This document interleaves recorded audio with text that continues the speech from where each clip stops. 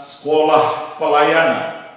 Minggu yang lalu saya sudah cukup lebar luas menjelaskan mengapa kita diberi nama sekolah pelayanan. Dan hari ini saya ingin melanjutkan kembali sekolah pelayanan apostolik. Nah, kita akan membahas mengapa sekolah pelayanan ini disebut pelayanan apostolik.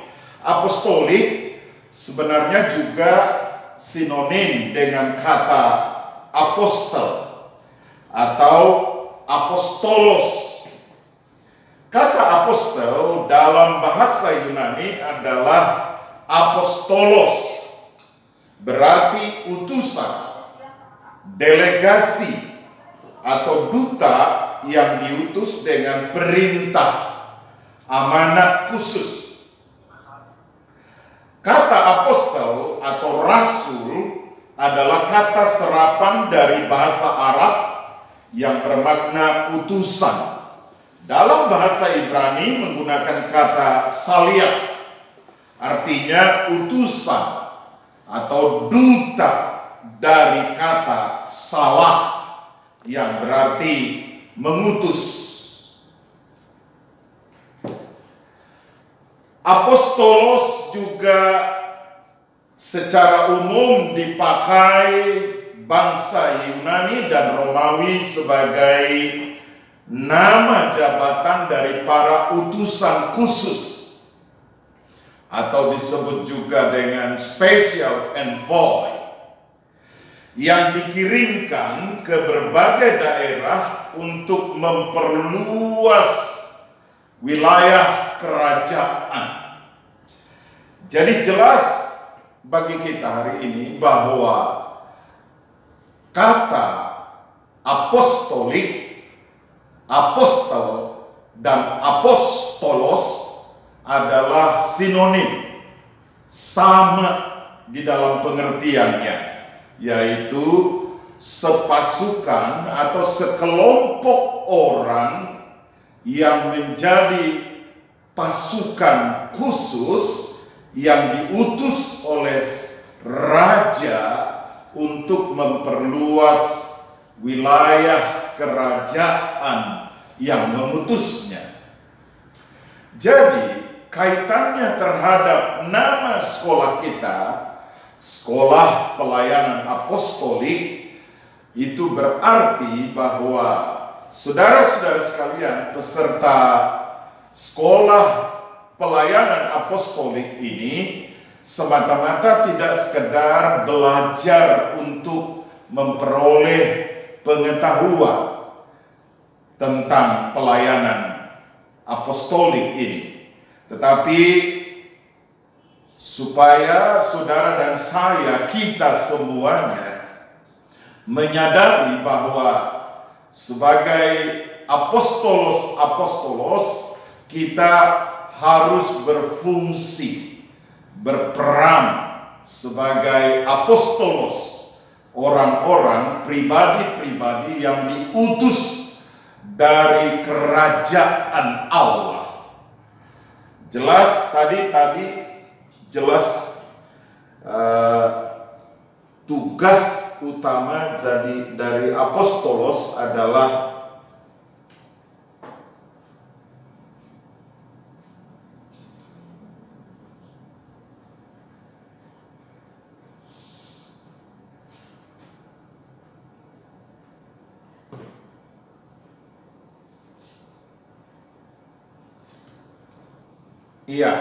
memperluas wilayah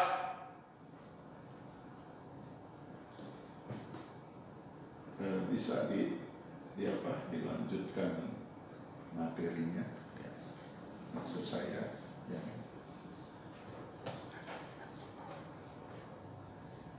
Oke.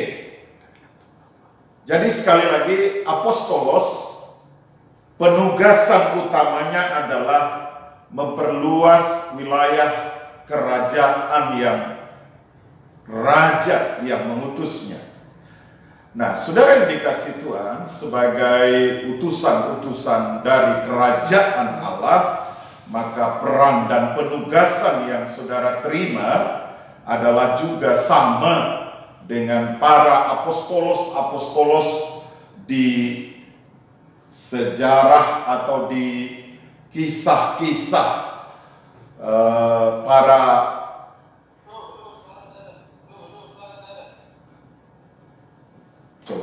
suaranya katanya.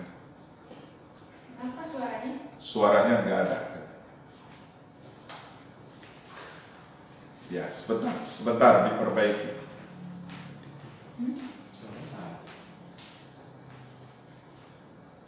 Sudah?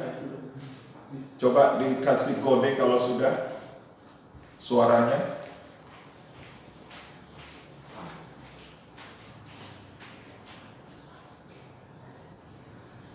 Sudah suaranya? Coba dikasih beritahu. Coba ngomong. 1 2 dicoba. Cek mic. Cek sound.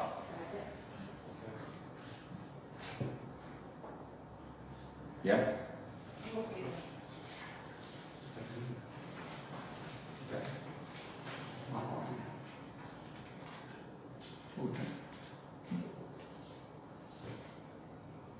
Cek, nah dicoba.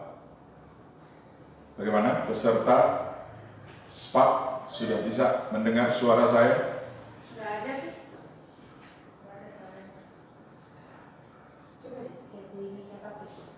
Mic Papi udah. Ya. Mic Papi udah. Mic-nya Papi.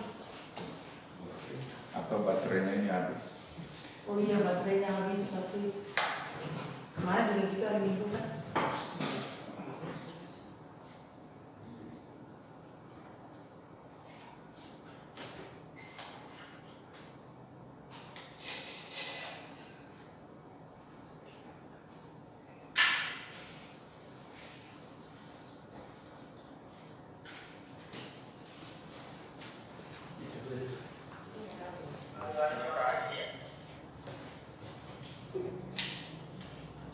Tunggu sebentar.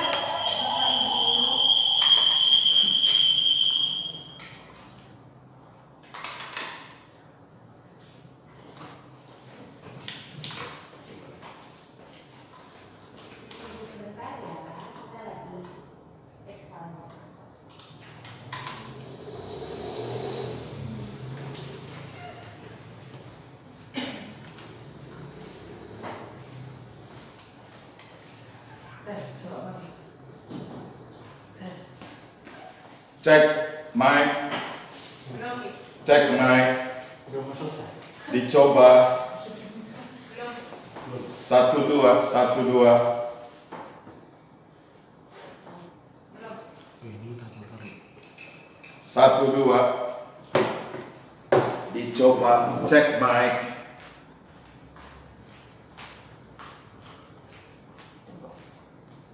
Atau ini yang mulia. Cek mic.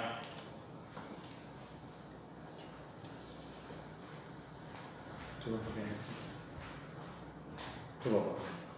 Cek. Cek. 1 2 1 2. Dicoba. 1 2 1 2. 1 2 1 2 dicoba. Sebentar lagi dicoba. 1 2 1 2 dicoba. Sebentar ya, Bapak Ibu. Dicoba. Itu tadi suara keluar dari mana? Sini ya? 1 2 1 2. Dari mana? Dicoba. Cek. Cek. Sini ya? Iya, sini. Laptop itu mati. Iya lagi sebentar diperbaiki. Udah. Ini dia tenggelam. Coba kita ganti kabel. Enggak ini. Cek naik. Ganti yang satu lagi. 1 2 1 2. Nih. Bukan ini. Yang betul. Enggak, Mi, biasa seru-seruan aja. Tuh. Coba Pi ngomong, Pi. Coba Pi ngomong. Cek mic 1 2 1 2 1 2 1 2 Coba lagi Pi. 1 2 1 2 dicoba. Cek mic. Mati ini kesana. Cek mic. Jadi nggak teman. 1 2 1 2 dicoba. Jadi lucu. Coba Pi ngomong Pi. 1 2 1 2 dicoba. Cek mic. Pakai mic biasa nggak bisa ya? Cek mic 1 2 1 2. Kalau ada masalah langsung ini. Gantian lagi. 1 2 1 2 dicoba. Ya Pak? Kurang rapat kayaknya mengatur media ini kurang rapat. Gitu ya bisa. 1 2 dicoba. 1 2. Cek mic. 1 2 1 2 1 2. Udah ada. Bukan. 1 2 hilang sekarang berarti karena Kan ini muncul. tadi dilepas ininya. Konekkan ke sound yang cuma satu ini. Makanya nggak dengar. 1 2 dicoba. 2 2 2 3 1 1 1 2 1 2. Cek mic. Cek mic. 1 2. Cek kepi. Cek weekend. Cek sound. Cek kepi. Cek mic. Halo, suara saya kedengeran nggak kalau gini? Juga. Enggak ya? Itu memang ininya problemnya. Udah sinyal ini coba yang satu ini. Di sini.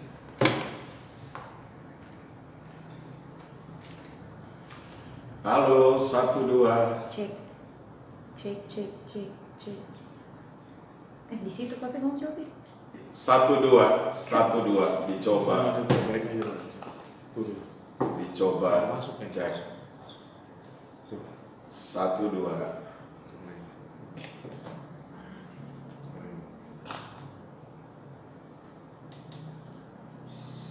1 2. Halo 1 2. Udah hidup. Dicoba. Dicoba 1 2. Bagaimana Bapak Ibu sudah kedengeran? Saya mungkin harus dimatikan apa ya.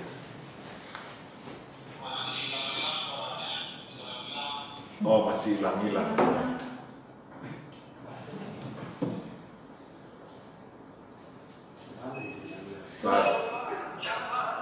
Nggak kedengeran ya? Ada masalah sebentar lagi diperbaiki. Sabar ya. Sabar dulu. Jangan sabar menunggu dulu. Ya. Cek. Kita nggak usah pakai ini ya? Nggak usah pakai mic Papi. Ngomong aja begitu kedengeran. Atau kalau saya nggak pakai mic. Coba. Salam 1 2 3 kedengeran? Enggak benar Pak itu Pak. Enggak. Enggak bakal kedengeran. Kan dari sini. 1 2 dicoba kedengeran? Ada nggak? Cuman enggak. Kalau di sini ada nih. Coba lagi Pak. Ya. Cuma semua suara masuk iya. Lebih bagus begini, bagaimana?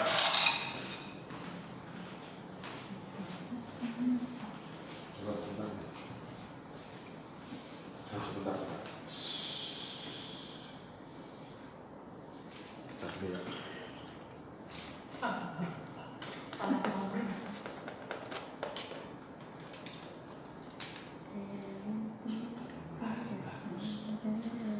Apa dimatiin?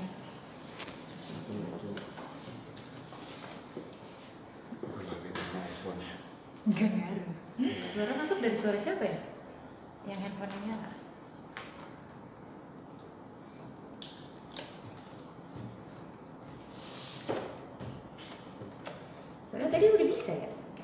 Pas kita lagi nyoba. Coba gitu.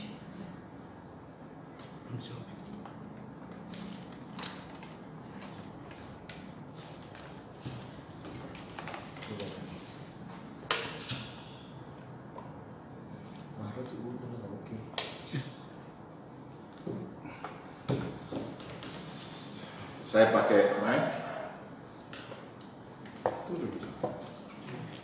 Enggak masuk itu dari apa?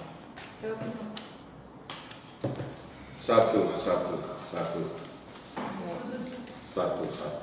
Dicoba.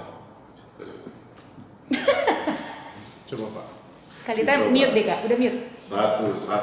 Coba gua keluar dulu ya. 1, 2. Enggak ada. 1, 2. Bergema. Suara emang masih kedengeran? Oh, berarti bukan dari situ. Dicoba. Takut gua sini. 1, 2.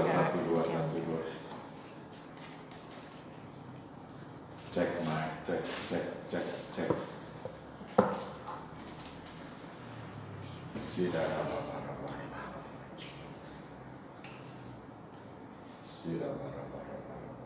Udah belum? Dicoba 1, 2. Cek.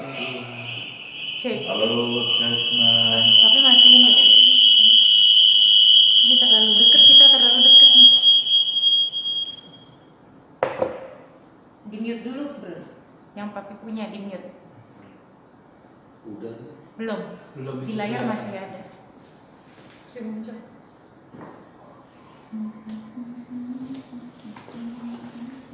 Udah. Mikrofonnya Pak. Udah belum? Belum. Oke. 1, 2. Dicoba. Oh. 1. Udah sih, udah kedengeran.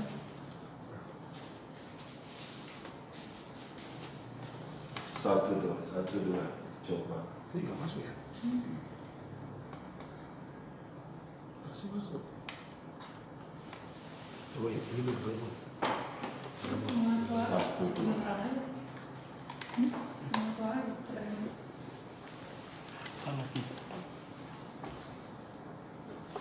Coba nih dulu.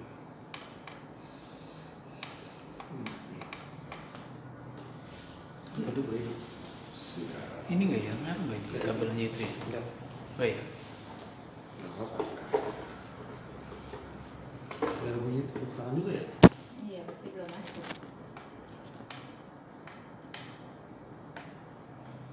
Handphonemu mau coba mau. 1, 2. Coba. Belum kedengeran ya?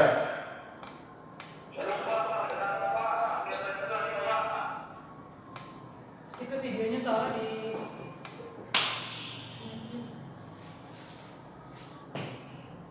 Satu, 2. Dicoba. Coba. Pak Adi, kedengeran? Udah ya. kedengeran cuman berkembang. Oh, iya. Kan sinyalnya. Coba Bi. 1, 2. Ini kedengaran dari 1, 2.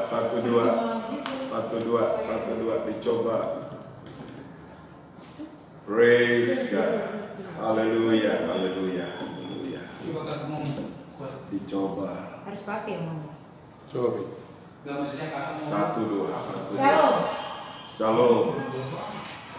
Ya, Kayaknya nggak ngaruh pakai mic atau enggak deh. kalau Erni malah jelas. Tapi kedengeran emang lebih dekat. Kemarin kayak nggak gitu ya? Coba, mic-nya.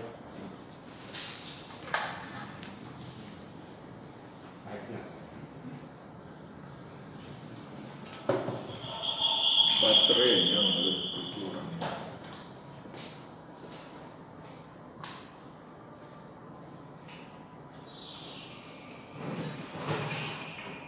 Kalau pakai itu Mulai. bisa. Lu terbalik pasang baterainya. Masa sih? Iya. Satu masa lurus dua-duanya. Iya, harusnya negatif positif. Coba Coba. tes coba.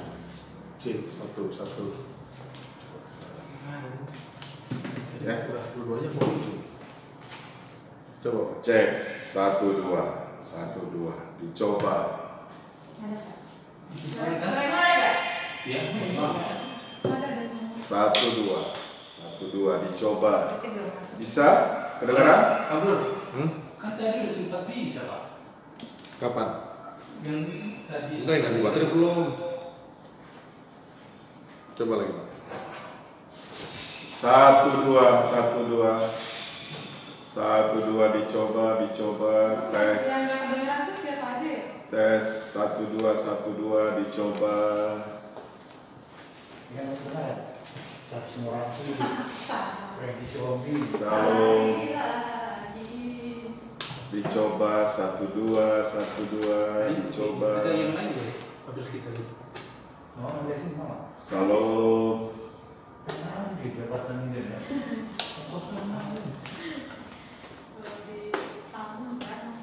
Usia anjir. Bukan kesana dong, kesana. Baru. Tadi iya. Salam. 1 2. Ini suka-sukanya.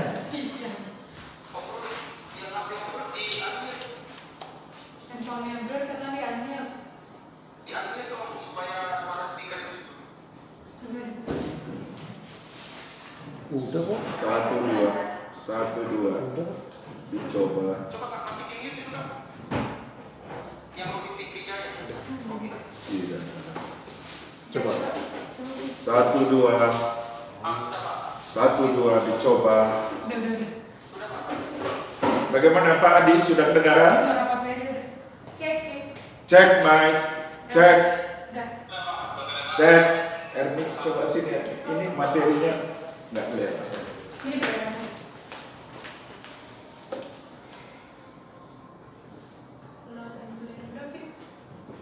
Udah. Ini Oke, udah. gua rasa Bro ininya. Tadi habis lu matiin. Sudah jelas? Kalau mau pindah sini aja, Pak. Kalau emot buat jalan doang, drone. Pak, kalau kelihatan. Udah kayak gitu aja Pak. iya maksudnya kalau mau pindahin dari sini, ini emot nggak harus pindahin dari ininya. Karena emot baca dari sini doang. Aku coba. Tapi pindahin aja di situ. Nah, kecuali kalau kasih share. Ya, kita lanjut kembali. Kita bersyukur boleh berfungsi kembali alat media kita, perangkat media ini.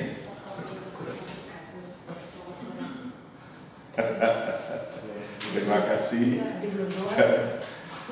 Belum doa tadi. Udah. Oke, kita lanjutkan.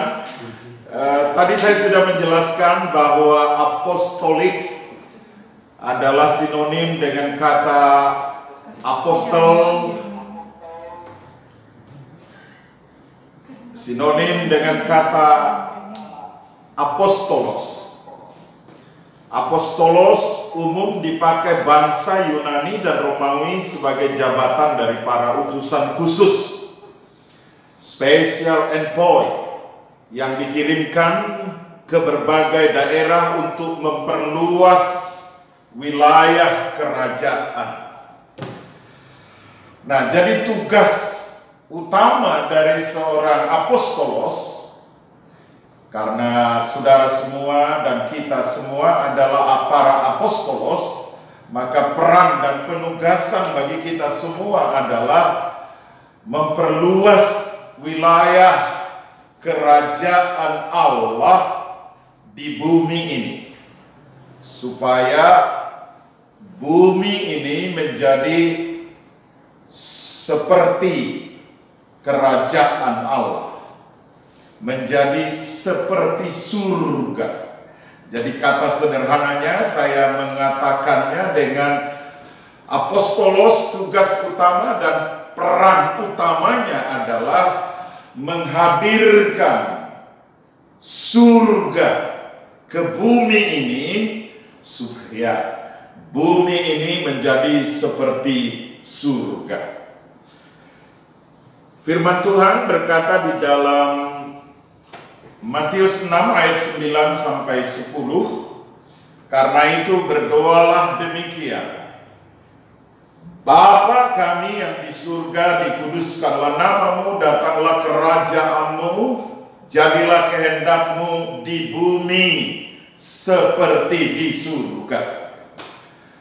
Jadi tugas sekali lagi para apostolos adalah menghadirkan surga itu di bumi ini, atau memperluas wilayah kerajaan Yesus Kristus di bumi ini, supaya bumi ini menjadi seperti surga. Saudara yang dikasihi Tuhan, penugasan kepada para apostol atau apostolos ini oleh Tuhan Yesus Kristus adalah merupakan suatu amanat yang sangat penting. Sebab setelah Yesus bangkit dari antara orang mati dan hendak naik kembali ke surga, satu pesan yang disampaikan oleh Tuhan Yesus kepada para rasul, para apostol, para apostolos itu adalah di dalam Kisah Rasul pasal 1 ayat 3 dikatakan demikian. Kepada mereka, lebih baik saya membaca mulai ayat 1, ya, Kisah Para Rasul 1 ayat 1 hingga ayat yang ketiga.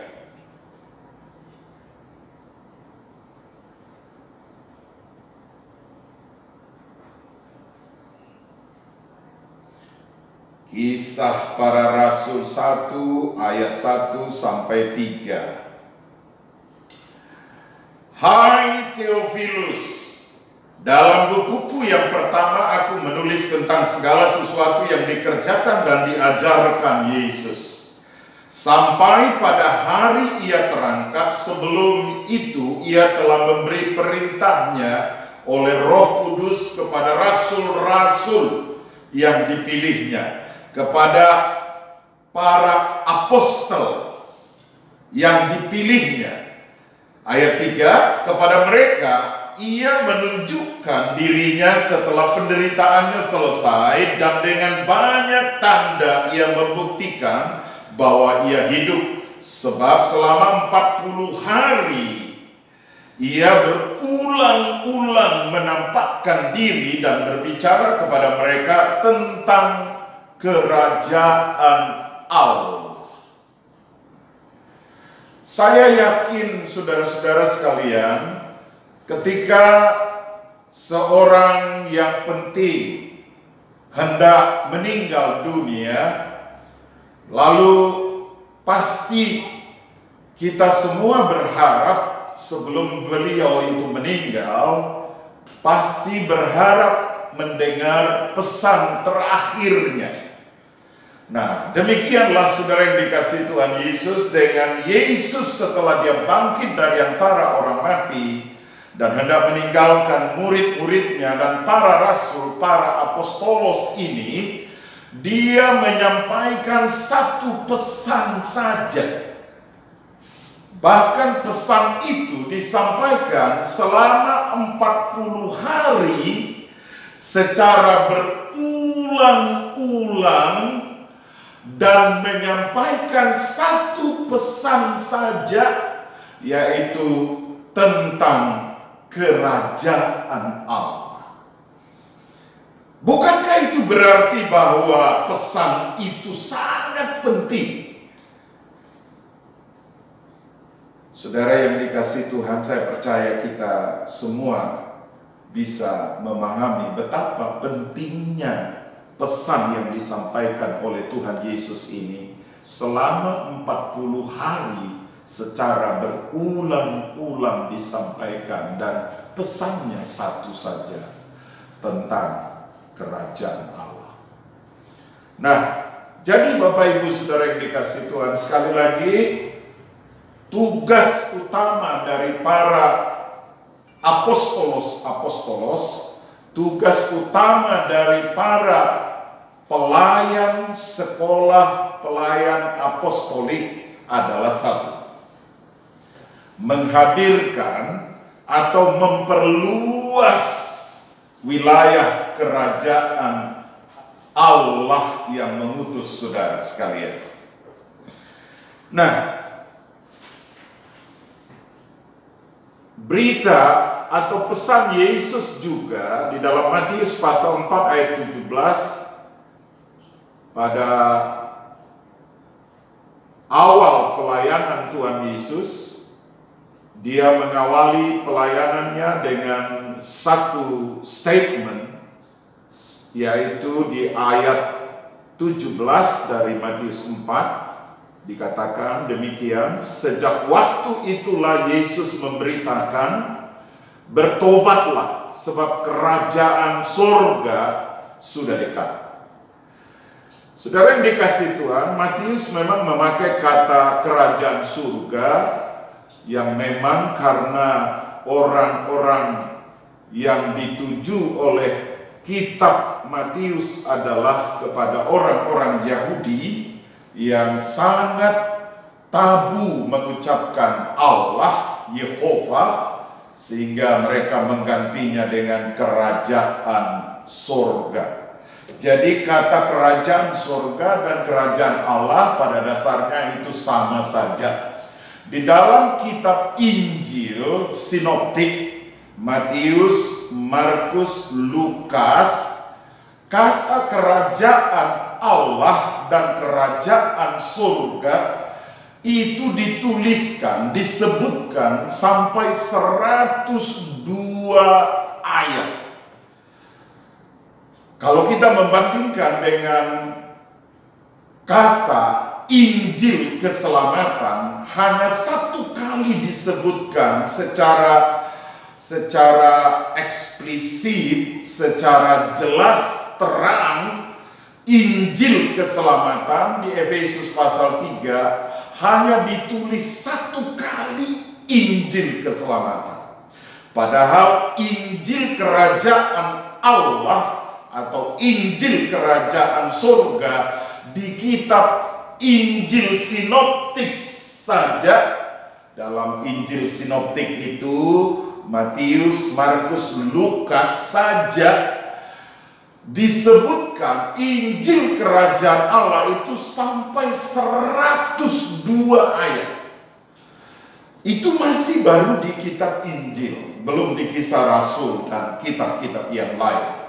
Itu menandakan bahwa pesan Yesus tentang kerajaan Allah ini sangat penting. Dan pesan ini juga lah yang disampaikan oleh Tuhan Yesus kepada para murid-muridnya, kepada para rasul, kepada para apostolos, untuk diberitakan, untuk disebarkan, untuk diperluas kerajaan Allah itu di bumi ini.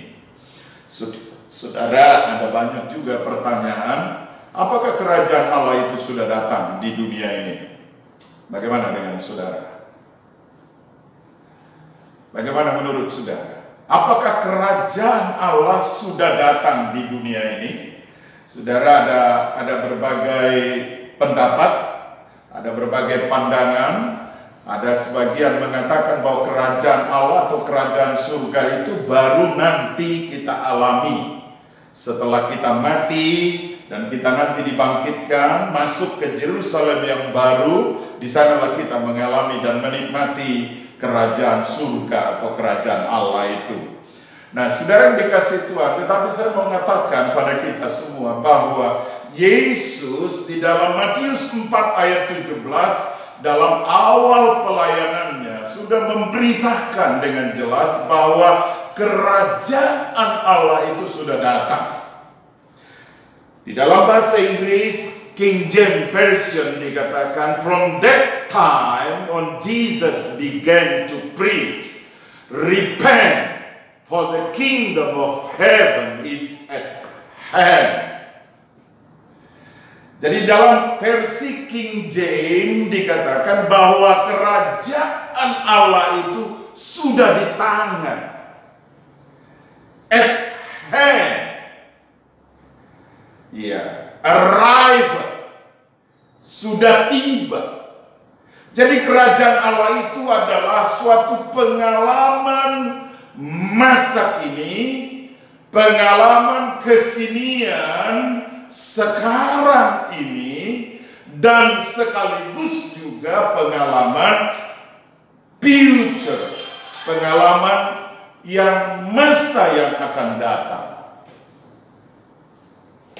Nah, saudara yang dikasih Tuhan, dan itulah sebabnya Yesus mengatakan bahwa kerajaan Allah itu sudah datang di dalam Matius pasal 12 ayat 28. Tetapi jika aku mengusir setan dengan kuasa Roh Allah, maka sesungguhnya kerajaan Allah sudah datang kepadamu.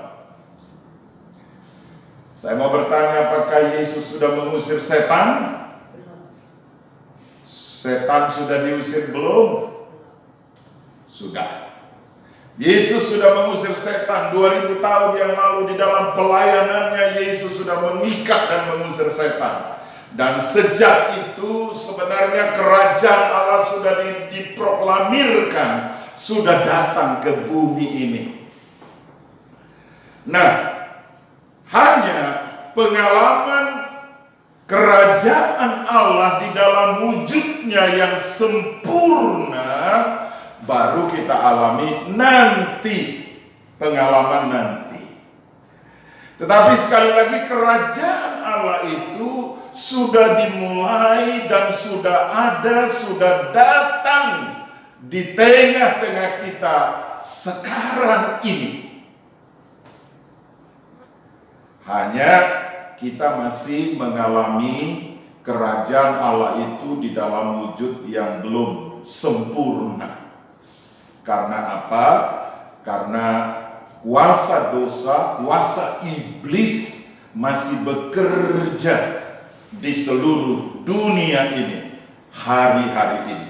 Dan itulah sebabnya tugas dari para apostolos, tugas dan peran saudara sekalian adalah memperluas wilayah kerajaan Allah itu di bumi ini dengan mengikat roh-roh jahat, setan, iblis itu, dan mengusirnya supaya kuasa kerajaan Allah itu dinyatakan di bumi ini. Pesan Rasul Paulus juga sama. Kisah Rasul 28 ayat 23. Mari kita baca bersama-sama Kisah Rasul pasal 28 ayat 23. Lalu mereka menentukan suatu hari untuk Paulus. Pada hari yang ditentukan itu datanglah mereka dalam jumlah besar ke tempat tumpangannya. Ia menerangkan dan memberi kesaksian kepada mereka tentang kerajaan Allah. Dan berdasarkan hukum Musa dan kitab para nabi, ia berusaha meyakinkan mereka tentang hal itu berlangsung dari pagi sampai Saudara pernah menjelaskan kerajaan Allah dari pagi sampai sore? Pernah?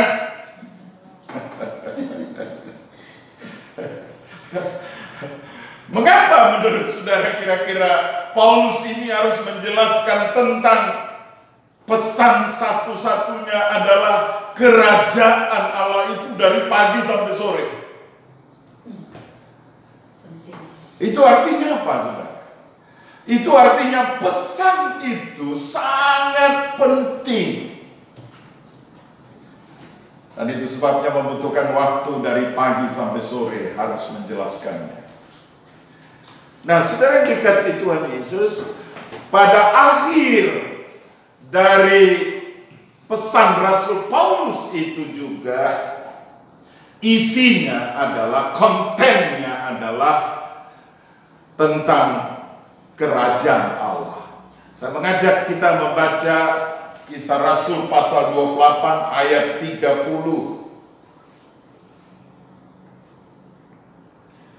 Ayat 30 dan 31 sekarang. Dan Paulus tinggal 2 tahun penuh. Wow, berapa tahun saudara? 2 tahun penuh di rumah yang disewanya sendiri itu. Ia menerima semua orang datang kepadanya dengan terus terang dan tanpa rintangan apa-apa yang memberitakan kerajaan Allah dan mengajar tentang Tuhan Yesus Kristus. Saudara perhatikan, Yesus di Matius 4 ayat 17 juga mengawali pelayanannya dengan satu berita utama, yaitu tentang kerajaan Allah yang sudah datang. Kemudian Yesus juga mengakhiri pelayanannya itu dengan bangkit dari antara orang mati setelah penebusan, karya penebusan umat manusia diselesaikan oleh Tuhan Yesus, dan dia bangkit dari antara orang mati. Kemudian dia menyampaikan pesan terakhirnya selama 40 hari berulang-ulang tentang kerajaan Allah. Itu Tuhan Yesus. Dan sama juga halnya dengan Rasul Paulus. Paulus juga mengawali pelayanannya dengan berita utamanya adalah tentang kerajaan Allah. Dan berita akhir dari Rasul Paulus adalah juga tentang kerajaan Allah. Itu artinya para apostolos, tugas dan peran kita yang utama yang mesti kita perhatikan dari sekarang adalah tentang kerajaan Allah. Memperluas, memperlebar pengaruh kerajaan Allah itu di bumi ini. Nah, saudara yang dikasihi Tuhan, kalau kita perhatikan kitab Kisah Para Rasul ini, dimulai dengan pendahuluannya oleh penulis Injil Lukas, dan kemudian kita mengakhirinya dengan pasal 28. Kalau saudara perhatikan di pasal 28 itu tidak ada kata penutupnya. Halo para peserta sekolah pelayanan apostolik.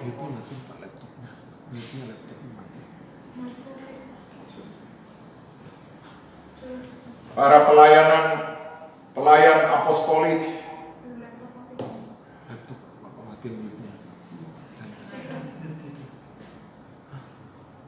Mana Mute-nya di mute itu. Mute-nya di mana?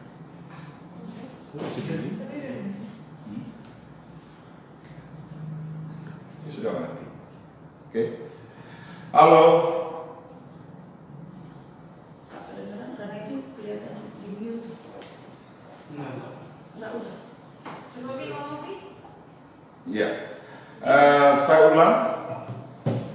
Kisah kitab Para Rasul didahului dengan pendahuluan. Ada suara gitu. Dengar kok di sini. Udah. Tapi di sini. Ya.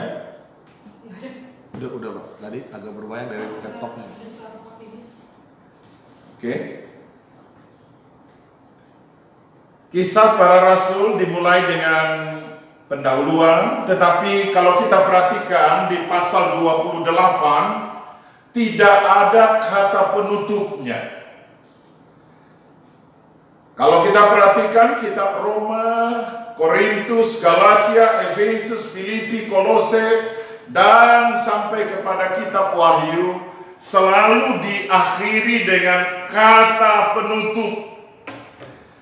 Tapi kalau saudara perhatikan kisah para rasul tidak ditutup dengan kata penutup. Pertanyaannya, kenapa tidak diakhiri dengan kata penutup oleh Rasul Paulus kisah para rasul itu? Karena kisah para rasul sebenarnya lebih tepat kita katakan adalah kisah para apostolos, kisah para utusan-utusan Allah, kisah para duta-duta kerajaan Allah yang belum selesai, belum berakhir. Jadi kisah para rasul, kisah para apostolos itu harusnya masih terus diisi oleh saudara dan saya sebagai para duta-duta kerajaan Allah, para apostolos-apostolosnya Allah. Kisah-kisah yang luar biasa, kisah-kisah yang disertai dengan keajaiban, kedahsyatan, kemuliaan Tuhan, kiranya diisi melalui kisah-kisah kehidupan saudara dan saya sebagai apostolos kerajaan Allah. Jadi kisah para rasul, kisah para apostolos belum selesai. Nah, tugas saudara dan saya lah yang harusnya mengisi kisah-kisah para apostolos itu. Pasal 28, pasal 30, pasal 40, pasal 100, pasal 1000. Saudara harusnya terus melanjutkannya dengan kisah-kisah keajaiban, kedahsyatan, kemuliaan Tuhan yang dinyatakan melalui kisah kehidupan saudara. Itulah sebabnya kisah para rasul ini tidak ditutup, tidak diakhiri dengan kata penutup. Akhir dari dunia ini juga dikatakan di dalam Matius pasal yang ke-24 ayat 14. Kalau saudara masih melihat kitab suci kita boleh membuka Matius pasal 24 ayat 14.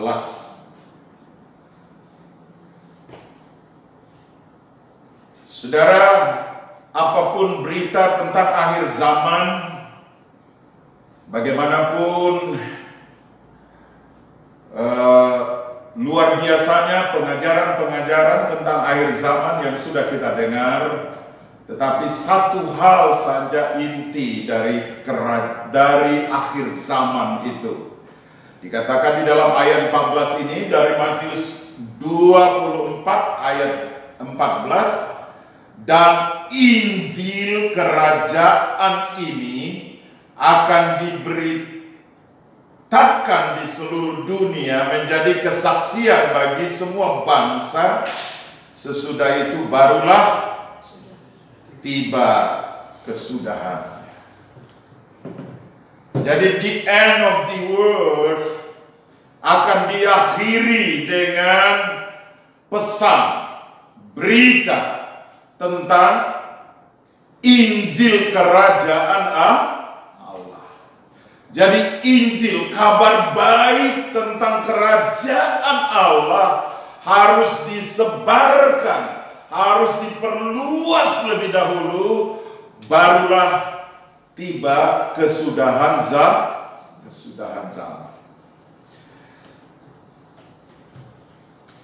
Saudara yang dikasihi Tuhan Yesus, bagaimanakah saudara para apostolos membawa dampak, membawa pengaruh ke dalam dunia ini? Itu diberikan suatu perumpamaan di dalam Matius pasal 13 ayat 31 demikian. Hal kerajaan surga itu seumpama biji sesawi yang diambil dari dan ditaburkan orang di ladangnya. Memang biji itu yang paling kecil dari segala jenis benih. Tetapi apabila ia sudah tumbuh, sesawi itu lebih besar daripada sayuran yang lain, bahkan menjadi pohon sehingga burung-burung di udara datang bersarang pada cabang-cabangnya. Jadi saudara lihat, kerajaan Allah itu masih digambarkan dalam perumpamaan Yesus seperti biji sesawi yang kecil. Jadi kerajaan Allah itu sudah ada di bumi ini. Hanya pengaruhnya, dampaknya memang masih kecil seperti biji sesawi. Tetapi percayalah bahwa biji sesawi kerajaan Allah ini pada akhirnya akan menaklukkan segala kuasa yang ada di bumi ini. Dan Kristus akan memerintah sebagai raja selama-lamanya. Tapi saudara, peran kita sebagai gereja, sebagai orang percaya, sebagai benih dari kerajaan Allah itu harus terus berfungsi, berdampak, mempengaruhi, berimpact, berdampak kepada lingkungan di sekitar kita, di masyarakat kita. Kemudian kerajaan Allah itu juga digambarkan seperti ragi. Jadi seperti ragi yang diambil seorang perempuan dan diadukkan ke dalam tepung terigu 3 sukat sampai kamir seluruhnya. Sekali lagi, kerajaan Allah itu diumpamakan seperti ragi yang memang tidak kelihatan oleh mata kita secara fisik, tetapi ragi itu sekarang sedang bekerja. Ragi itu sekarang kuasa, dampak, impact dari kerajaan Allah itu sekarang sedang bekerja. Walaupun saudara tidak melihatnya secara kasat mata, secara jasmania, tetapi kerajaan Allah itu sedang bekerja dengan luar biasa seperti ragi yang sedang mengkhamiri dunia. Nah, sekarang kita mari melihat bagaimana gereja atau orang-orang percaya atau para apostolos membawa dampak, membawa pengaruh ke dalam dunia ini. Membawa pengaruh melalui tentunya budaya kita.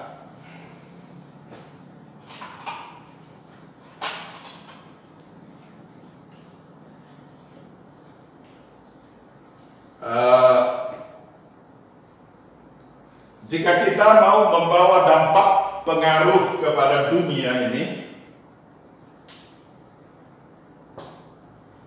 maka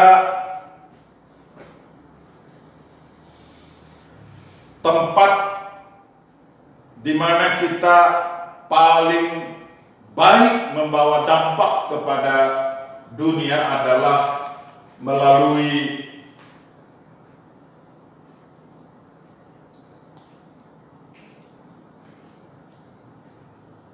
worldview. Apa yang worldview? Ya, cara pandang dunia,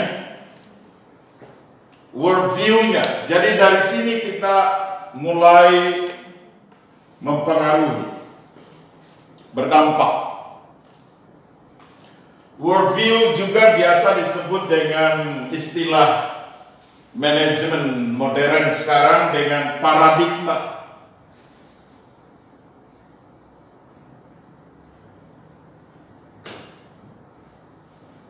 Jadi perubahan harus dimulai dari sini, dari dalam, inward.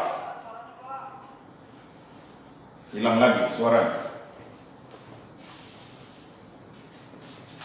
Iya, sudah dengar?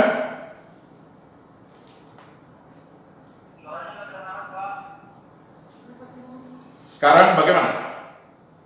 Sudah kedengaran? Ya? Sudah kedengaran? Ya. Worldview-nya. Worldview itu adalah seperti mata, ya.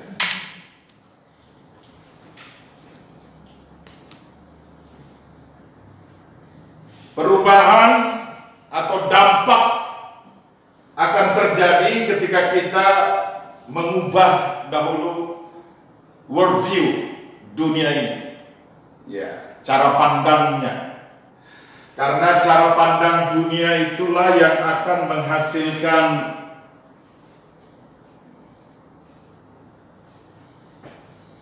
keyakinan,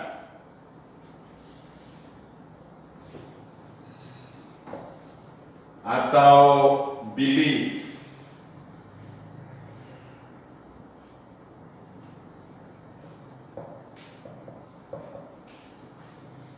Keyakinan. Kemudian keyakinan akan menghasilkan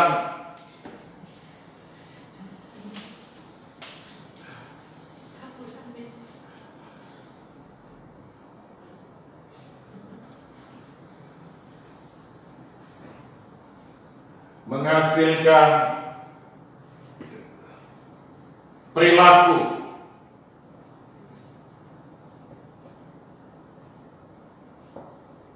atau cara hidup.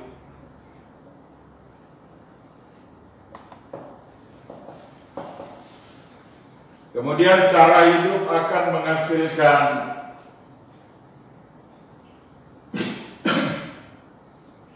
budaya.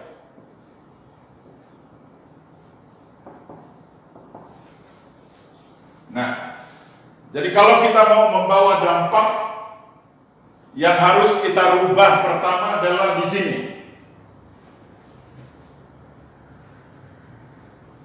Di paradigmanya dulu harus dirubah. Ya. Jadi jangan merubah seseorang dari luar. Ya.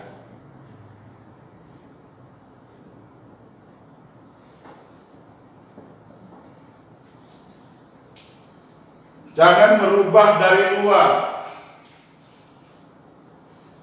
Ya, biasanya orang mengharapkan perubahan dengan cara merubah dari luar, misalnya dengan membakar benda-benda atau adat istiadat, atau ya kalau orang Batak sekarang biasanya dibakarin ulusnya dan sebagainya. Saudara, itulah yang menyebabkan seringkali terjadi perlawanan, ya, pertentangan. Jadi yang harusnya dirubah itu pertama adalah dari sini, ya, dari paradigma seseorang. Karena paradigma itulah yang akan menjadi keyakinan seseorang itu. Dan keyakinan itulah yang menghasilkan perilaku, ya, menghasilkan kemudian budaya. Oke? Nah, ini yang harus dirubah dari dalam.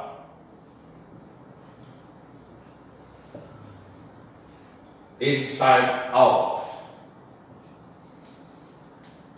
Ya. Nah, saudara, sekarang kita mau melihat bagaimana para apostolos membawa dampak ke dalam dunia ini dengan mempengaruhi. Pertama adalah worldview-nya, paradigmanya. Karena kalau paradigma ini sudah berubah, maka orang tersebut akan berubah. Jadi dampak dari kerajaan Allah itu harus pertama-tama mencapai worldview-nya, paradigma. Oke? Nah, sekarang kita melihat bagaimana paradigma itu berubah di dalam budaya kita. Saudara, ada 7 pilar, ya, bidang kehidupan masyarakat pada umumnya ya disebut di dalam Yesaya pasal yang kedua. Ayo saya ajak kita membuka Yesaya pasal 2.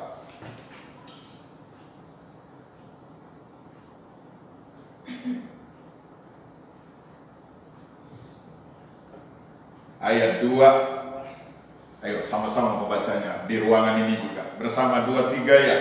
Akan terjadi pada hari-hari yang terakhir, gunung tempat rumah Tuhan akan berdiri tegak di hulu. Di hulu itu di mana itu? Atas. Ya, di hulu maksudnya di paling ujung, paling atas. Ya, jadi paling atas akan berdiri. Ya, tegak rumah Tuhan.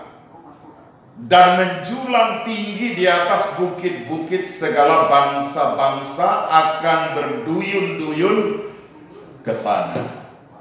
Nah, jadi di dalam masyarakat kita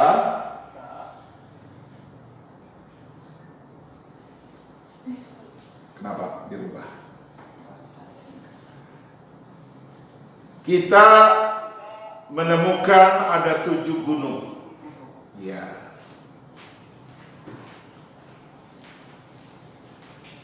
Atau biasa disebut 7 pilar bidang kehidupan di masyarakat. Ya. Bidang pertama adalah religion, agama. Yang kedua adalah pilar atau gunung keluarga. Yang ketiga adalah pilar pemerintahan, government. Yang keempat, yang ketiga adalah pilar pendidikan, education. Yang keempat adalah pilar atau gunung government, pemerintahan dan politik. Yang kelima adalah media, pilar media. Yang keenam adalah pilar entertain, hiburan dan olahraga. Dan pilar yang keenam, yang ketujuh adalah pilar bisnis dan marketplace, bisnis. Nah, saudara yang dikasihi Tuhan, kalau kita mau menghadirkan kerajaan Allah, maka harusnya yang menjadi fokus kita, sasaran kita di dalam membawa dampak atau pengaruh dari kerajaan Allah itu untuk memperluas kerajaan Allah di dalam masyarakat kita, maka gereja, orang percaya atau para apostolos harus betul-betul memahami dan mengenali 7 pilar kehidupan yang ada di masyarakat kita ini. Pilar pertama, pilar agama. Pada gambar profetik ini kita melihat gunung agama yang dingin. Ya. Agama adalah kekuatan utama di dalam membentuk budaya-budaya di atas dunia ini. Jadi agama itu, saudara, pusatnya ada di worldview-nya, dan itulah yang menghasilkan sistem agama di dalam perilaku kita, dalam cara hidup kita, menghasilkan sistem agama. Dan sistem agama itu akhirnya juga menjadi budaya dari dalam suatu masyarakat. Jadi kalau kita mau menghadirkan kerajaan Allah, maka kita harus menyentuh yang namanya agama ini.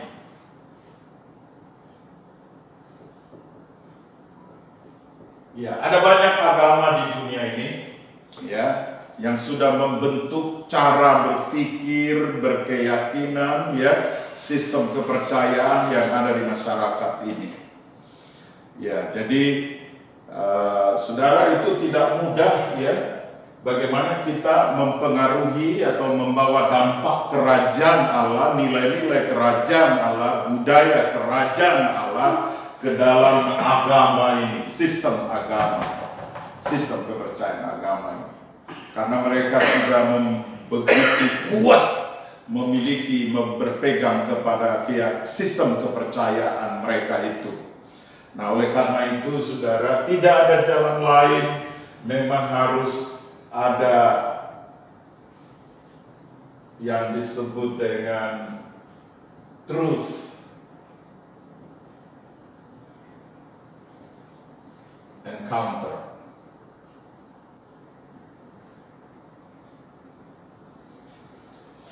Ya, harus terjadi truth encounter. Terjadi serangan, ya, attack, truth attack, ya, serangan kebenaran kepada worldview-nya ini.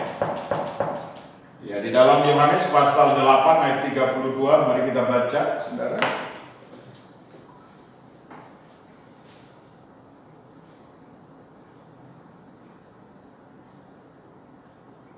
Yohanes 8 ayat 32.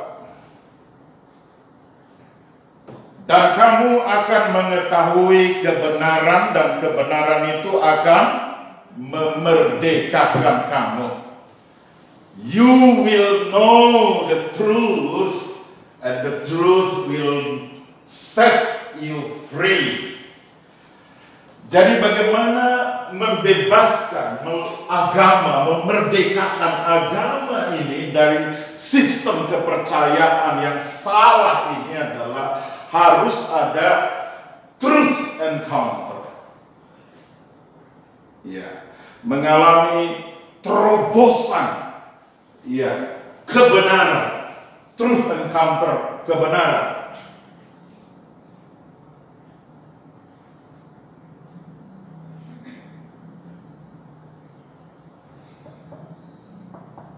Ya, kita nggak bisa merubah sistem kepercayaan agama yang ada ini dengan filsafat kita, apalagi dengan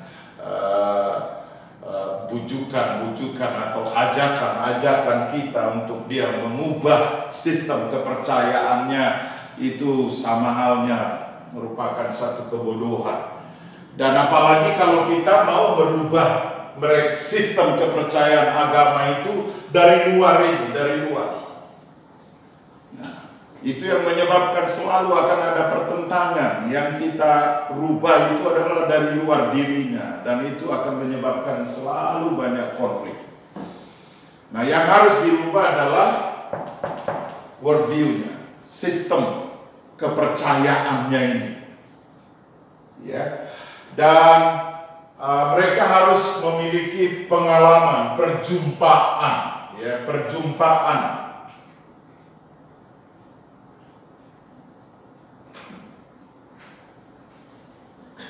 Ya, perjumpaan kebenaran.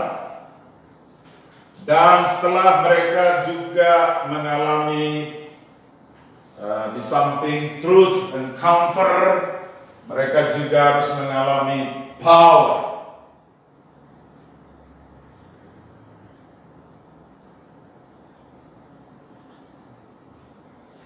Ya, perjumpaan kuasa,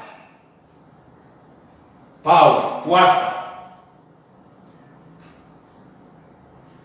kuasa Roh Kudus tentunya. Nah, jadi inilah yang akan membuka mata agama-agama yang ada di dunia ini. Saudara harus membuka matanya ini dengan apa? Kebenaran dan kuasa Roh Kudus. Jelas? Iya, itu artinya saudara harus memiliki dua hal ini. Kalau saudara mau membawa dampak kerajaan Allah, mau memperluas pengaruh kerajaan Allah ke dunia ini, maka saudara harus memiliki dua hal ini. Kebenaran dan kuasa. Amin. Kelihatannya amennya pelit sekali ya. Amin. Amin. Iya, sekali lagi, jika saudara para apostolos mau membawa dampak, membawa pengaruh ke sistem agama dunia yang sudah ada ini, saudara, maka kita harus memiliki dua hal ini. Karena dua hal ini saja yang dapat mengubah sistem kepercayaan agama itu. Berikut, keluarga, family. Ya, kita tahu sekarang ini keluarga sudah menjadi sasaran yang paling empuk bagi setan iblis dengan merusak keturunan dari perempuan. Karena iblis tahu betul bahwa hukuman yang terutama dijatuhkan Tuhan kepada iblis adalah dengan satu hukuman bahwa keturunan dari perempuan akan meremukkan kepala dari ular itu.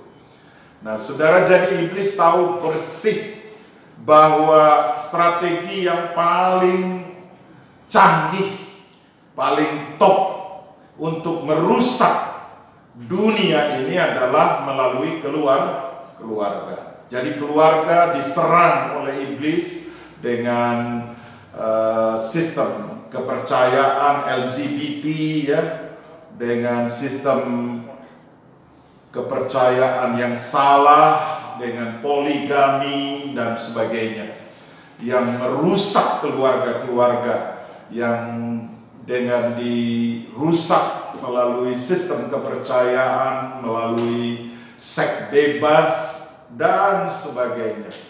Nah, saudara, inilah yang menyebabkan keluarga-keluarga menjadi rusak. Dan yang paling utama dirusak juga oleh iblis dalam keluarga adalah perjanjian. Perjanjian Allah bagi keluarga. Ada dua perjanjian Allah bagi keluarga. Pertama adalah perjanjian bahwa Allah sangat mencintai keluarga. Dan yang kedua, itu sebabnya Allah mengikat pernikahan dengan simbol cincin untuk mengikatkan keluarga itu bahwa Allah sangat mencintai keluarga.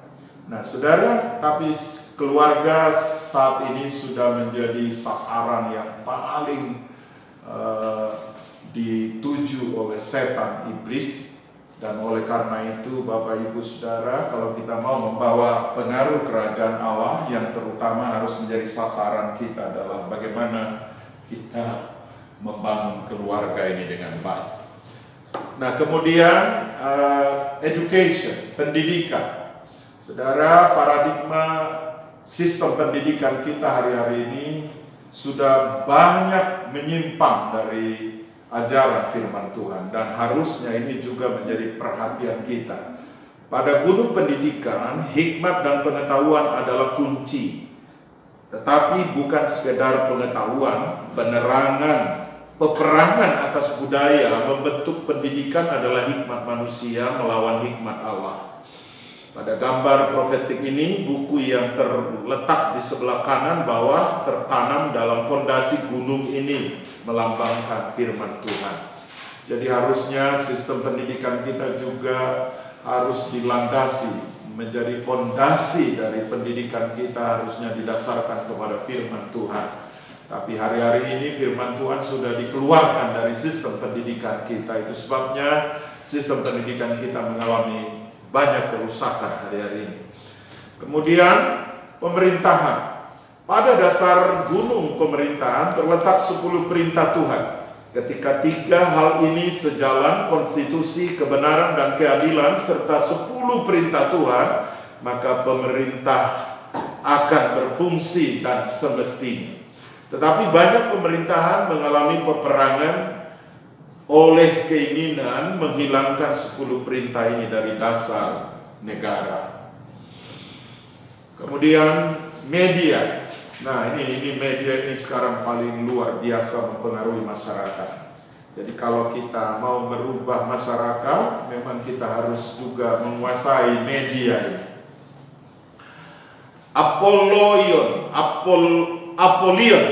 sang penghancur, sebagai penguasa yang memerintah gunung ini. Penguasa ini menggunakan berita-berita buruk untuk menguasai dan mengontrol masyarakat. Media merupakan salah satu alat yang sangat berkuasa. Media dapat melepaskan sebuah pemikiran kepada jutaan pemirsa dan mempengaruhi arah dari bangsa-bangsa. Nah, kita sudah mendengar dengan berita-berita hoak pun, saudara, bisa diterima sebagai suatu kebenaran pada akhirnya, karena berita bohong itu kalau diulang, akhirnya orang menerimanya sebagai suatu kebenaran. Jadi pengaruh dari media ini sangat penting, sangat besar di tengah-tengah masyarakat kita sekarang ini. Jadi kalau kita ingin mengubah masyarakat kita, membawa dampak, membawa pengaruh sebagai garam dan terang di tengah-tengah dunia ini, maka saudara kita harus menguasai juga media. Nah, saudara, kemudian yang keenam adalah entertain, hiburan dan olahraga. Si musuh menginginkan penyembahan ditujukan kepadanya. Itulah sebabnya dia menguasai gunung ini serta memproklamirkan dirinya di bukit ini dengan licik. Ia memikat seniman-seniman bertalenta, kemudian menyesatkan karunia-karunia mereka untuk tujuan lain. Banyak komunitas kesenian sudah menjadi sumber hiburan kotor di seluruh dunia. Jadi kalau kita sekali lagi ingin mempengaruhi, berdampak bagi dunia ini, masyarakat kita, maka kita juga harus masuk ke dalam dunia hiburan, ya, entertain.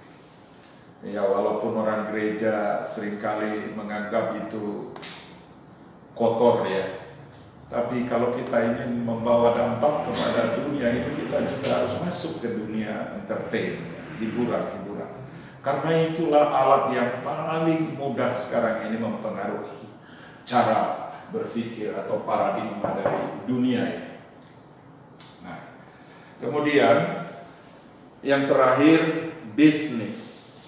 Ya, sistem bisnis dunia telah bangkit mewakili kesombongan. Pada sistem ini jiwa-jiwa orang menjadi korup, diputar balik, dan hati mereka digelapkan oleh dosa dan keserakahan. Ini adalah gunung yang sama digunakan juga untuk gunung keluarga, hanya membalikkannya. Karena tantangan orang bisnis adalah keseimbangan antara bisnis dan keluarga. Nah, jadi inilah 7 pilar di masyarakat kita yang kalau kita mau mempengaruhi atau membawa dampak kepada masyarakat kita secara luas, maka kita juga harus memasuki 7 pilar ini. Ya. Dengan apa? Dengan 2 senjata ini, kebenaran dan kuasa Roh Kudus. Kita melanjutkan, mengakhiri dengan cepat saja. Jadi itu artinya gereja apostolik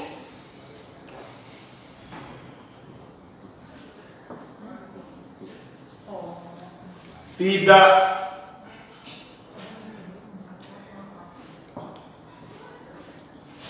memisahkan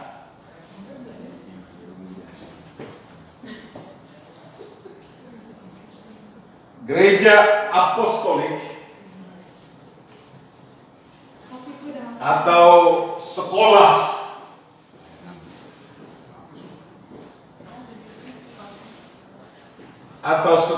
apostolik, pelayanan apostolik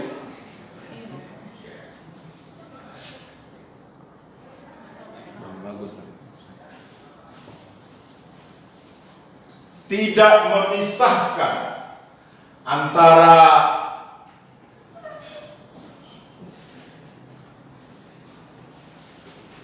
yang sakral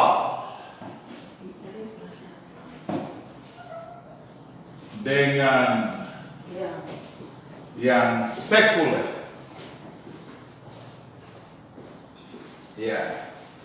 Sekolah pelayanan apostolik, saya tegaskan, tidak memisahkan antara yang sakral dengan yang sekuler. Yang rohani dengan yang duniawi. Ya. Yang jasmani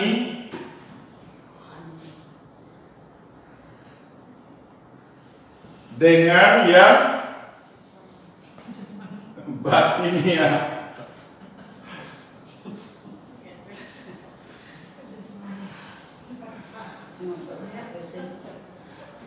Tubuh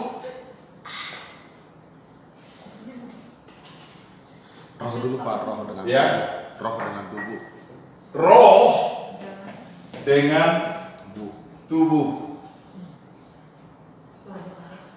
Ya. Jadi tidak ada pemisahan antara di mimbar gereja dengan di dunia bisnis. Jangan dipisah-pisahkan. Karena firman Allah berkata bahwa segala sesuatu dijadikan oleh Allah sungguh amat baik. Amin. Segala sesuatu yang ada di kolong langit ini atau di dunia ini diciptakan oleh Allah, semuanya baik dan sungguh amat baik. Dan semuanya harusnya dipergunakan untuk kemuliaan Tuhan. Jadi tidak boleh ada pendikotomian.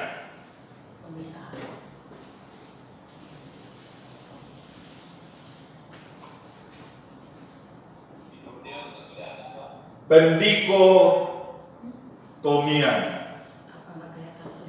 Oh, gimana? Mulai tolong nyalain itunya, Mur.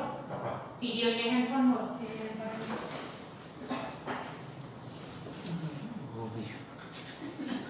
Atau pemisahan.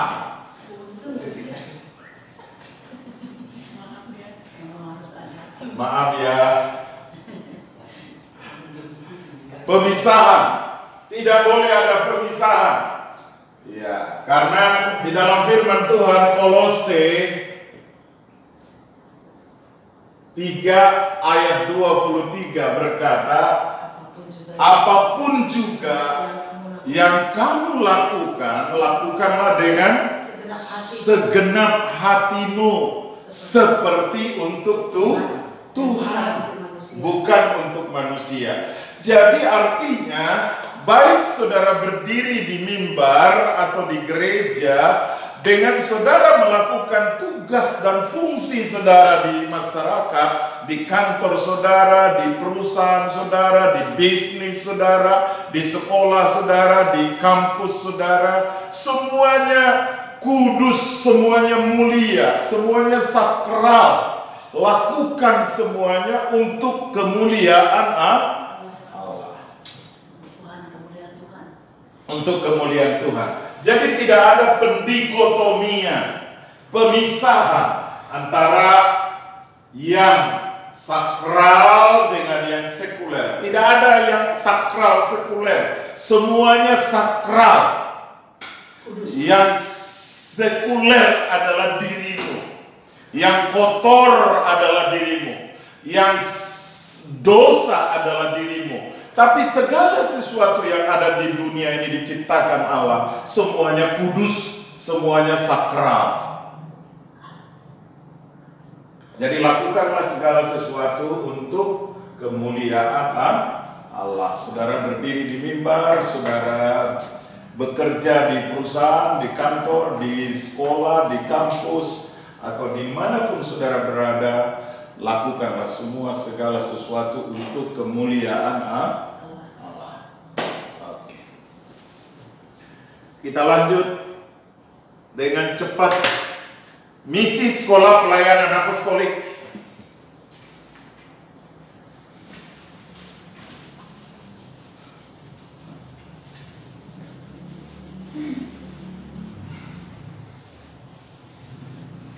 Di dalam slide ini kita melihat sudah dituliskan dengan baik untuk mewujudkan visi SPAK, menentukan langkah-langkah strategis yang dinyatakan dalam misi berikut. 1. Melaksanakan amanat yang terutama. Ya, the greatest commandment. Ya, amanat yang terutama atau amanat yang terbesar. Ya. Kita baca Markus 12 ayat 29 dan 30. Markus 12 ayat 29 dan 30. Jawab Yesus, hukum yang terutama ialah, dengarlah hai orang Israel, Tuhan Allah kita, Tuhan itu Esa. Ini hukum yang terutama. Ya, the greatest commandment. Kasihilah Tuhan Allahmu dengan segenap hatimu, dengan segenap jiwamu, dan segenap akal budimu, dan segenap kekuatanmu. Itulah hukum yang terutama atau perintah yang terutama, the greatest commandment, ya, yaitu mengasihi Tuhan segenap hati, segenap jiwa, segenap akal budi, segenap kekuatan kita. Bagaimana praktek mengasihi Allah dengan segenap hati, segenap jiwa, segenap akal budi, segenap kekuatan? Yohanes pasal 14 berkata bahwa tanda kita mengasihi Allah adalah mentaati perintah-perintah Allah. Jadi bagaimana kita melaksanakan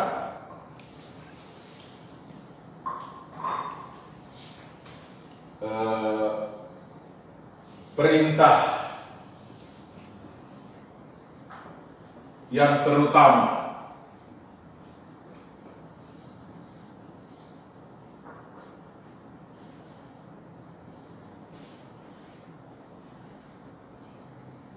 Melaksanakan perintah yang terutama itu adalah dengan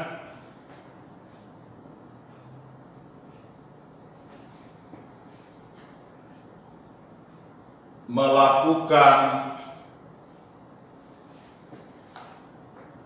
ajaran Kristus.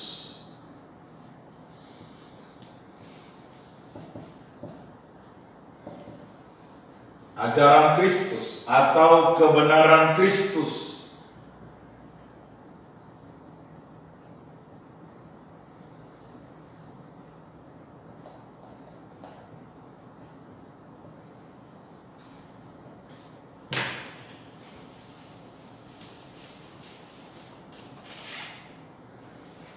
Ya. Atau disebut dengan divine.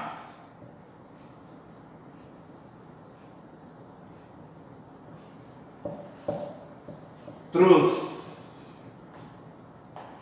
divine truth, kebenaran ilahi. Ya.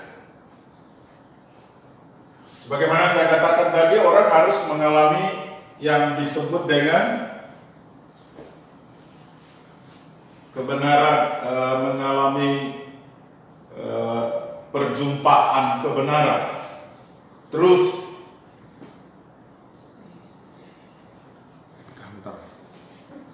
Truth encounter.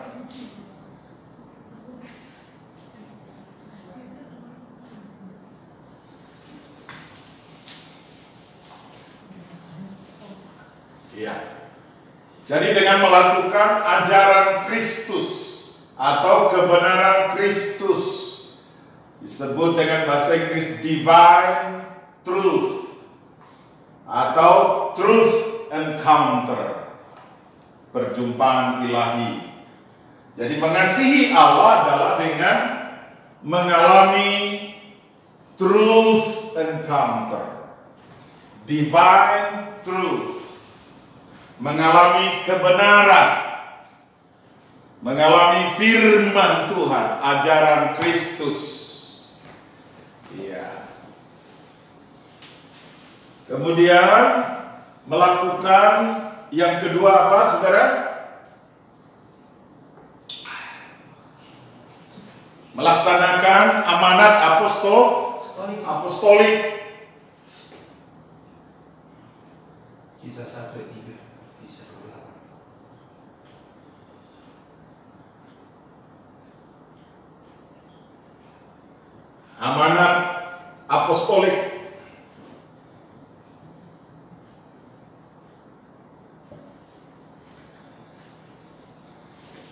Ya, amanat apostolik itu sebenarnya adalah membangun rumah kediaman Allah.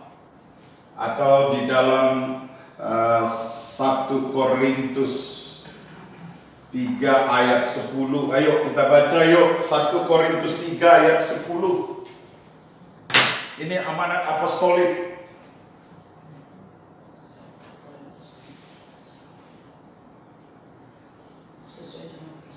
Iya, sesuai dengan kasih karunia Allah yang dianugerahkan kepadaku, kata Rasul Paulus, aku sebagai seorang ahli bangunan yang cakap telah meletakkan dasar, dan orang lain itu siapa? Saudara.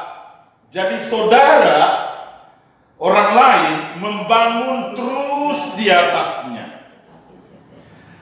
Tetapi tiap-tiap orang harus memperhatikan bagaimana ia harus membangun di atasnya. Nah, jadi amanat apostolik itu adalah amanat untuk membangun rumah kediaman Allah. Ya, dan membangun rumah kediaman Allah ini harus benar-benar sesuai dengan blueprint atau apa itu blueprint bahasa Indonesia kita?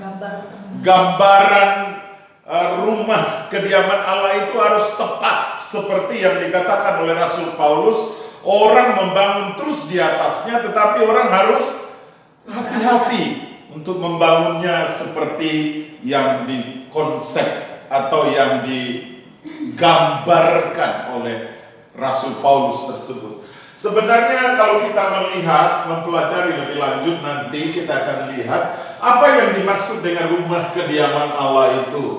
Rumah kediaman Allah itu adalah komunitas kudus. Nah, jadi ini rumah kediaman Allah, komunitas kudus. Iya. Ya, kita baca 2 Korintus 6 ayat 16. 2 Korintus 6 ayat 16. Apakah hubungan baik Allah dengan berhala? Karena kita adalah baik dari Allah yang hidup menurut firman Allah ini. Aku akan diam bersama-sama dengan mereka. Perhatikan mereka. Mereka lebih dari satu orang. Dan hidup di tengah-tengah mereka. Mereka lebih dari satu orang. Dan aku akan menjadi Allah mereka. Mereka lebih dari satu orang. Dan mereka lebih dari satu orang akan menjadi umatku. Jadi itulah rumah kediaman Allah. Rumah kediaman Allah adalah komunitas kudus. Komunitas 2-3 orang. Matius 18 ayat 20 berkata, di mana 2 atau 3 orang komunitas, di mana 2 atau 3 orang berkomunitas di dalam namaku, di situ aku ada di tengah-tengah mereka. Jadi inilah amanat apostolik. Bagaimana kita membangun komunitas kudus ini dengan kata saling menghibur, saling menguatkan, saling meneguhkan, saling mendoakan, saling mengampuni, saling mengasihi. 62 kata saling di dalam Alkitab kita menunjukkan kepada bagaimana kita membangun komunitas yang disebut dengan komunitas saling mutual. Nah, saudara yang dikasih Tuhan, itulah amanat apostolik. Amanat apostolik ini intinya adalah dia sasarannya adalah ke dalam. Bagaimana kita membangun ke dalam, persekutuan ke dalam, saling. Nanti lebih lanjut kita akan pelajari dalam materi komunitas kudus, bagaimana kita membangun komunitas.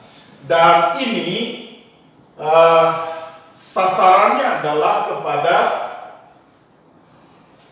ke atas,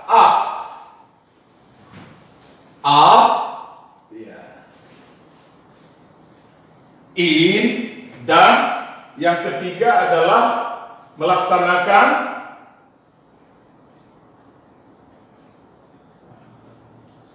amanat agung Tuhan Yesus Kristus. Ya, Matius 28 ayat 18 sampai 20. Menjadikan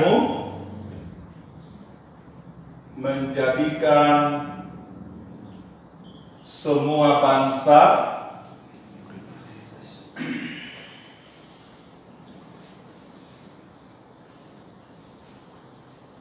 murid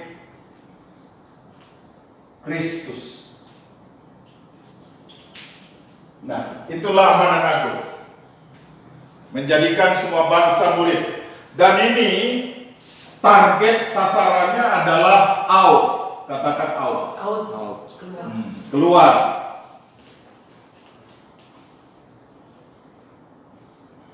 Ya. Up. Katakan up.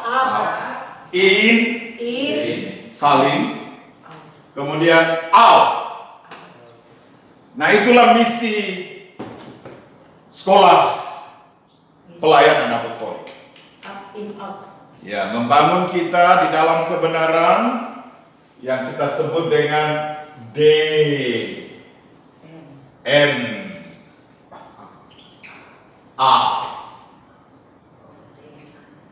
Ya, DNA Kristus itu adalah ini. Divine truth, nurturing relationship. Ya, halo. Divine truth, kebenaran ilahi. Kemudian nurturing relationship. Ya, membangun hubungan saling. Dan kemudian apostolic mission. A itu apostolic mission. Katakan apostolic mission. Misi apostolik. DNA. Ayo katakan DNA.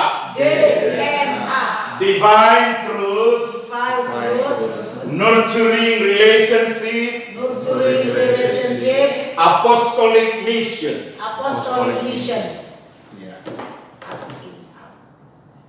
Up, in, out. Oke. Selesai. Dan nilai-nilai apostolik kita, nilai-nilai sekolah apostolik kita adalah antara lain ya, dari kata apostolik, singkatan apostolik itu dari akronim apostolik. Kita bangun nilai-nilai dari sekolah pelayanan apostolik. Persistent, itu bertindak. Jangan ngomong doang, tindakan. Persistent, gigih, obedient and submission, servant heart, teachable, one heart, one mind, loyalty, integrity, community of mutual. Amin. Tuhan memberkati saudara.